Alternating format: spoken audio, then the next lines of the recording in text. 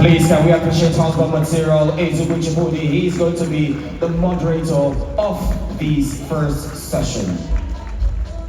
And also we are going to have our panelists also get on stage. Our first panelist you have seen already today. Please make some noise for the medical influencer, my friend Dr. Aproko. And also the second panelist for today is an entertainment and fashion lawyer. Please make some noise for Efenome Ikwora Okoji.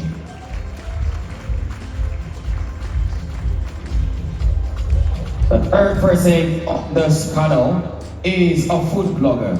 Please make some noise for Gina Foods and Spice. Please. And lastly, the fourth panelist is a creative director. Make some noise for a visual advocate.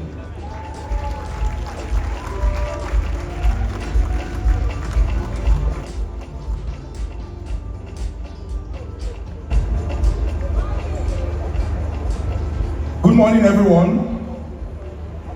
Make una the answer greeting now. Good morning, everyone. So I would like for us to begin with a quick mental exercise. Look at the person seated next to you and tell the person, welcome to my year. I need you to say it with authority because you are African. You might not get the chance, but I would want for you to appreciate them by giving them a resounding round of applause. Appreciate all the greatest here. Thank you very much. So we are going to proceed to the conversation and you will get the chance to also ask questions. So please pay attention. I'm going to begin first with Aproko Doctor. Drawing from your journey as a medical doctor and health influencer, what inspired you to use social media as a platform for health advocacy, and how do you balance creating engaging content and ensuring its accuracy? So thank you very much, and I'll start with the story. And that's one of the stories that actually inspired me to do what I do. I was working in IMSUT. IMSUT is Imo State University Teaching Hospital, and that's in Olu. And because I was old salary, so I needed to find work at a private hospital that was very close to the hospital where I was working. And while I was working, they brought this child in, and the child was paper white, as white as this floor, right?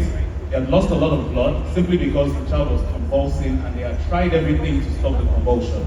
And I want you to take a wild guess at what the mother did to stop the convulsion. Onions. She urinated into the baby's eyes. Ew. And in my conversation with her, I realized that she was not just the one who believed it. There were a lot of people in that community that believed it also. And I realized that I needed to change their behavior by teaching them the right things. And so I started having community outreaches, but it seems that it wasn't making any quote unquote dent. And so I decided to try out a radio station. And I went to the radio station and they said, we don't think you're funny enough to be on radio. I tried another radio station, I was told the same thing. And I realized that I had a tool in my hand, which was my phone. And I had social media accounts on it. And that was when I decided to start using social media to help create this content. Now, initially when I started using social media, I started talking like a doctor. So a lot of you were not actually aware of that time, and I think it's a good thing. And we were prescribing to people online, here's what you should do, here's what you shouldn't do. But it felt like nobody was paying attention.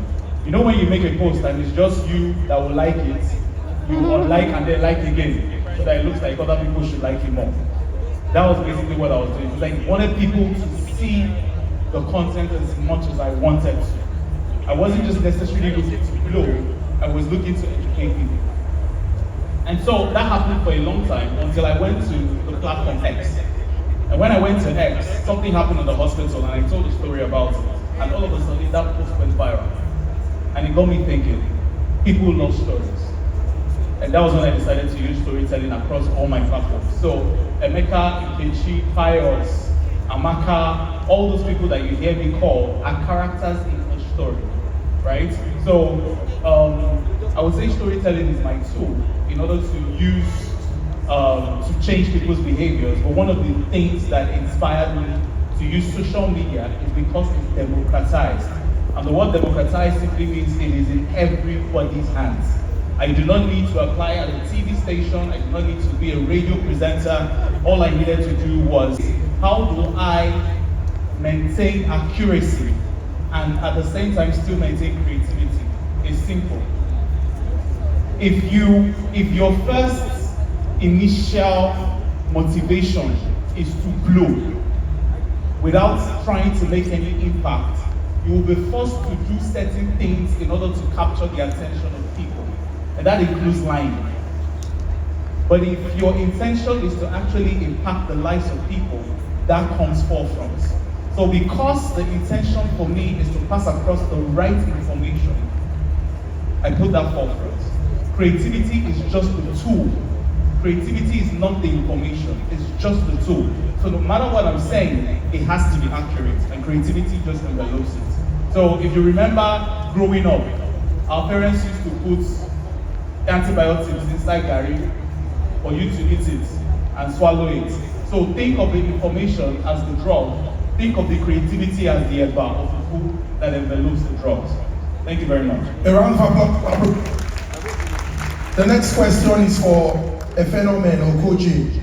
As an entertainment lawyer with extensive experience working in both Nigeria and the United States, how do you see content serving as a powerful tool for protecting intellectual property and empowering creators in the entertainment industry? And there's also a follow-up question. I would like for you to share examples of insights from your work on how creators can better leverage content as both a legal and strategic asset. Thank you very much, and hello everyone. Happy to be here today. Let's get to the question. How many of us here have heard of the phrase intellectual property? Okay, do we really understand what it means and how it relates to being a content creator? So, the basic explanation for intellectual property is